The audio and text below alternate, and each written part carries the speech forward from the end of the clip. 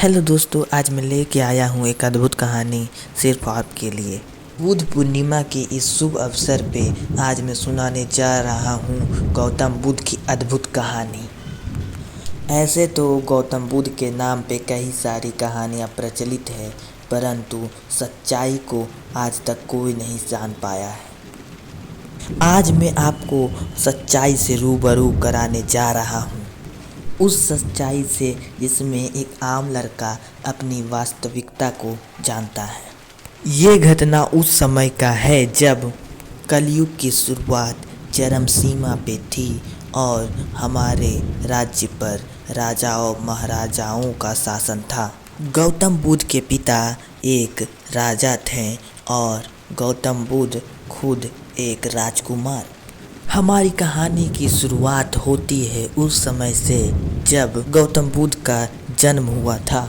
वैसे तो लोग जानते हैं कि गौतम बुद्ध की माँ उनके जन्म लेते ही मृत्यु को प्राप्त हो गई थी, परंतु सत्य कुछ और ही है।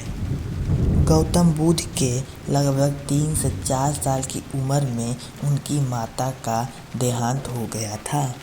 गौतम बुद्ध अपनी माँ के साथ खेलते थे, कूदते थे, परंतु उनके जाने के बाद वो गुमसुम से रहने लगे। गौतम बुद्ध के पिता अभी के तिब्बतियन, नेपाल, भूटान और बिहार यूपी के कुछ हिस्से का राजा हुआ करते थे।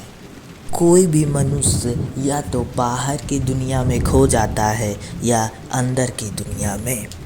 यदि उसका संपर्क बाहर की दुनिया से तोड़ दिया जाए तो ये आम बात है कि उस मनुष्य का अंदर की दुनिया से सामना होगा ही होगा।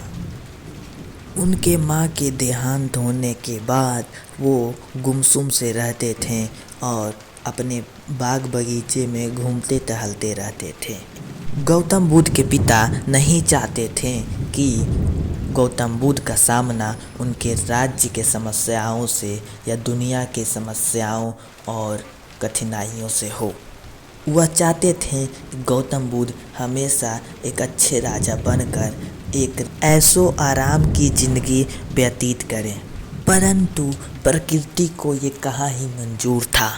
प्रकृति तो अपने लिए एक सेवक ढूंढ रही थी, एक प्यारा सेवक, एक प्यारा मनुष्य।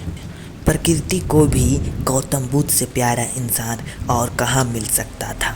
गौतम बुद्ध के माँ के जाने के बाद से ही गौतम बुद्ध को अजीबोगरीब आवाज़ आना शुरू हो गई। उन्हें लगता कि कोई उन्हें बुला रहा है, परंतु वहाँ कोई नहीं होता। गौतम बुद्ध के लिए राजा ने एक अच्छा महल बनवा दिया था जिसमें कि एक बगीचा भी था। उस बगीचे में ही गौतम बुद्ध अधिकतर समय गुजारा करते थे। एक दिन अचानक ही एक चिड़िया ने उन्हें पुकार कर बुलाया। वो देखकर हैरान हो गए कि कोई चिड़िया मनुष्यों की बात और आवाज़ निकाल सकती है, पर उनको सच्चाई का तिनका मात्र भी भनक नहीं था। कई दिनों बाद उन्हें पता चला कि चिड़िया इंसानों की बोली नहीं बोल रही है, बल्कि गौतम बुद्ध उसकी भाषा को समझ पा रहे हैं। ऐसे तो गौतम बुद्ध के पास कई सारे मित्र थे, परंतु वह उनके साथ कुछ खास घुल मिल नहीं पाते थे। परंतु इस चिड़िया में कुछ अजीब सा बात था। गौतम बुद्ध इस चिड़िया से घुल मिल गए और अच्छे दोस्त बन गए और अपनी सारी बातों को एक पेड़ के नीचे उस चिड़िया को बताया करते थे।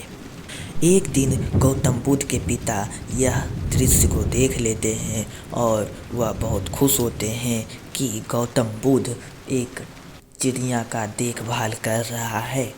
इसलिए वो कई सारे पालतू और ख़तरनाक भी जानवर उठा लाते हैं, जिसमें एक शेर का बच्चा, एक हिरन का बच्चा और एक कबूतर, एक तोता और कुछ और भी पक्षियाँ। सोचने की बात तो यह थी कि अभी भी वह अद्भुत और रहस्यमयी आवाज़ उन्हें सुनाई पड़ती रहती थी, परंतु वह इस आवाज़ को कभी समझ नहीं पाए। वह इस आवाज़ को हमेशा बाग बगीचे में ठंडी हवाओं के झोंके के साथ सुनते रहते थे। यह आवाज़ बहुत ही अद्भुत और सुरीली थी। गौतम बुद्ध को अपने महल से बाहर जाने की इजाज़त नहीं थी, इसलिए उनका शिक्षा का प्रबंध उनके घर में ही कर दिया गया। वह अपने राज्य में अपने महल में ही पढ़ाई करते थे और पढ़ाई करने के बाद बगीचे में ही अपना पूरा समय व्यतीत करते थे।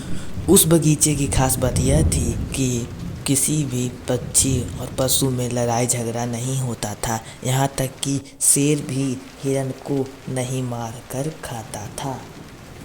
और यह हो भी क्यों ना, क्योंकि शेर को कहाँ पता था कि मैं शेर हूँ। उसे तो पता ही नहीं कि वो खाता क्या है। शेर को इस बात की भनक भी नहीं थी कि वह हिरण को ही मारकर खाता है। इसी कारण गौतम बुद्ध को भनक भी नहीं कि दुख नाम की कोई चीज़ होती है। उनको तो सिर्फ प्रेम और सुख का ही अंदाजा था, परंतु वह आवाज़ उन्हें सुख से जीने दे तो ना। धीरे धीरे समय के साथ गौतम बुद्ध बड़े हो गए। एक दिन एक मंत्री ने गौतम बुद्ध को जानवरों और पशु पक्षियों के साथ बात करते हुए सुन लिया। वह सारी घटनाएं राजा को बताया। सारी मंत्रिमंडल से सलाह लेने के बाद इस विवाद को शादी पे लाके रोका गया। सब ने कहा कि गौतम बुद्ध की शादी करवा दी जाए। अभी गौतम बुद्ध कुछ 20-21 साल के थे जब उनकी शादी हो गई। कुछ साल बाद एक बच्चा भी हो गया और वे अब पशु पक्षियों से बात करना कम कर दिए। एक दिन अचानक एक रात को उन्हें फिर से वह रहस्यमयी धुन सुनाई देने लगा। वो उसे सुनकर मदहोश हो गए और उसी मदहोशी में वे अपने राज्य से बाहर निकलने लगे। वह कुछ आधी रात का समय था, सब पहरा दे रहे थे, फिर भी वह सामने के ही गेट से बाहर निकले, परंतु किसी को इसकी भनक नहीं हुई। यह सब इस कारण हुआ क्योंकि प्रकृति को उनकी ज़रूरत थी और वह यही चाहती थी। इसी कारण प्रकृति ने उनकी मदद की अपनी सारी जंजीरों को तोड़ने के लिए और गौतम बुद्ध को एक ऊंचाई पे उड़ने के लिए। गौतम बुद्ध उसी बेहोशी की हालत में चलते चले गए और जाकर एक गांव में रुके। कुछ समय बाद जब उनकी आँख खुली तो पता चला कि वह अपने राज्य से बहुत दूर आ गए हैं, परंतु फिर उन्हें एक आवाज़ सुनाई थी कि अब सबको छोड़ो और आगे बढ़ते चले चलो। और वह आवाज़ उन्हें बता रही थी कि अपनी जीवन की सच्चाई और रहस्यों को समझो, जीवन की उस अनंत गहराइयों का ध्यान करो और मेरा सुमिरन करो। फिर वह उसको ढूंढने के लिए अलग अलग ऋषि मुनियों के पास जाने लगे। सभी ऋषि मुनियों ने उन्हें अलग अलग के मंत्र दिए, अलग अलग तरह तरह की दीक्षा दिए, परंतु उनका मन उस सब चीज़ों में नहीं लगता और किसी ऋषि से भी उनका कोई प्रश्नों के उत्तर के सही जवाब नहीं प्राप्त हुए। आखिर में गौतम बुद्ध ने खुद यह ठान लिया कि वही जीवन के गूढ़ रहस्यों को सुलझाएंगे। उन्होंने घोर साधना की, कड़ी तपस्या की, परंतु उन्हें कुछ लाभ नहीं हुआ। उन्हें जो आवाज़ पहले सुनाई पड़ती भी थी अब वह भी नहीं आती थी। गौतम बुद्ध का मन बहुत उदास हो गया। एक बार गौतम बुद्ध कड़ी तपस्या करने के लिए एक गांव में पहुँचे और एक वृक्ष के नीचे बैठ गए। वे लगभग कई महीनों से वहीं बैठे थे। गांव के सभी लोग सोचने लगे कि वह कोई मूर्ख व्यक्ति है, कोई पागल है। जब बरसात की मौसम आ गया, पहला बूंद जब उनकी आंखों पे गिरा तब उनका आँख खुला और उन्हें बहुत जोरों की भूख लग गई थी। सामने ही एक छोटा सा मिट्टी का पुराना घर था जिसमें एक बुढ़िया रहती थी। वह बूढ़ी औरत के पास गए और खाने के लिए कुछ मांगे।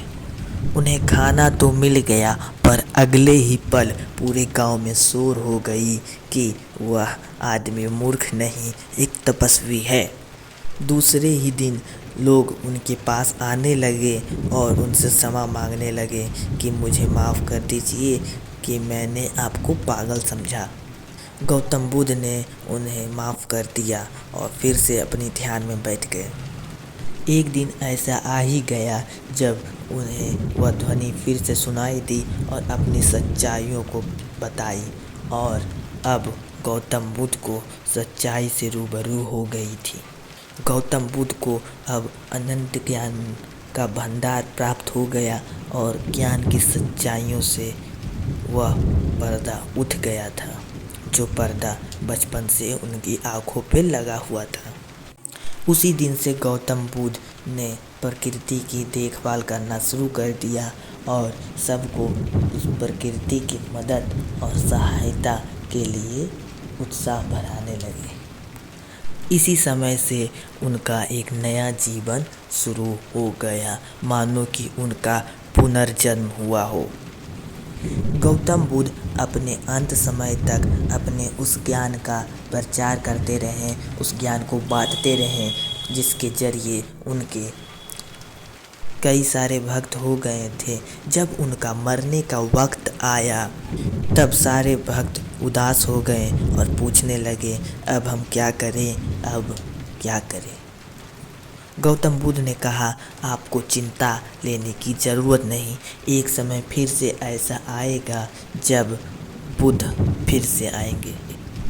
परंतु वह इस सच्चाई को बताना चाहते थे कि गौतम बुद्ध वापस नहीं आएंगे, लेकिन बुद्ध ज़रूर आएंगे। गौतम बुद्ध यह बात जानते थे कि वह अब मृत्यु पाने के बाद मुक्त हो जाएंगे, परंतु वह अपने अंदर छुपी भविष्य की सच्चाइयों को हमारे सामने रहस्य की तरह प्रस्तुत करते हुए चले गए। वह हमें यह बात बता के गए कि वह वापस नहीं लौट सकते, क्योंकि एक मनुष्य यदि मरता है तो वो वापस कभी नहीं आता। परंतु एक समय ऐसा ज़रूर आएगा जब बुद्ध ज़रूर आएंगे, कोई ऐसा मनुष्य जो बुद्ध बनकर आएगा। मैत्रेय